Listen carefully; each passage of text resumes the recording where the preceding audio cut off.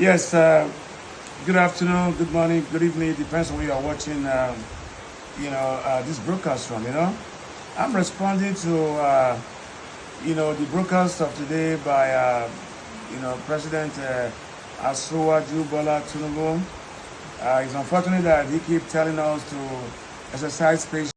Fellow Nigerians, as I address you today, I am deeply aware of the struggles many of you face in these challenging times. Our administration knows that many of you struggle with rising costs and the search for meaningful employment. I want to assure you that your voices are heard. As your president, I assure you that we are committed to finding sustainable solutions to alleviate the suffering of our citizens. Once again, I plead for your patience as the reforms we are implementing show positive signs, and we are beginning to see the light at the end of the tunnel. That everything's going to be fine, but let me remind the president that if you are telling people to exercise patience and you are giving us some false hope, it's to start from you. We are still not getting some clarification about the plane you bought, that we're not budgeted for, and your wife said that the office of the First Lady is going to be funded, and to my greatest surprise, about 710 million had been used, for traveling expense. And also too, there was recent activities she did, which I spoke about 250 million were used to design. That's almost $1 billion naira. You are telling us to be patient, Osagie Tinubu. And then you have the likes of Tunde Ojo, who told us they have suspended the correctional service worker. And then the one of the correctional service worker came to the Green Chamber to say it was on social media. So your administration is more like a joke.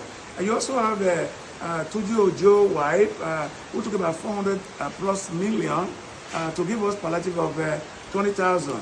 You still have Dr. Abetu Idu, who took about 35 billion and transferred about 550 million into her account, and nothing has been done. So you talk about, you're going to get it right.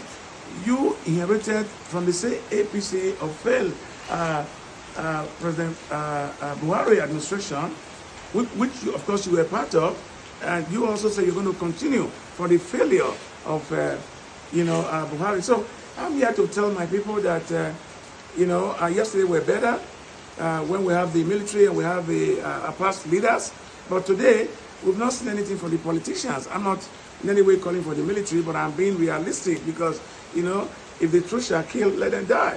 And we see the EFCC today being indicted by Bobrisky and VDM, and it appears that it's just getting worse with the Tinubu administration, because you have surrounded, so many failures with you who just sing your praises without being realistic about what we are facing. I'm sure that when you protested, when you were part of NEDECO, Nigeria was not as worse as this.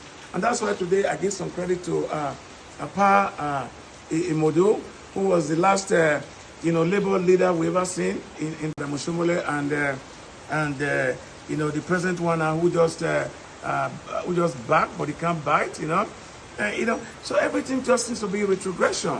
So I want to say that I am not celebrating the 64 years of failure of Nigeria, because Nigeria is about to enter the Guinness Book of Records as one of the countries in Africa continent that celebrate failure at the age of 64. So I want to encourage my youth to keep condemning bad governance, to keep asking questions how their senators and their members of rep and governors spend their money, because it is not their money. They are supposed to be those who are elected to represent us, but not their pocket. We still have the likes of Yaya Bello running around. He called himself a white lion with his niece or the cousin or whatever it is, Dodo, who claimed he was the widow. So why should we be celebrating? I don't celebrate it, because it's a retrogression.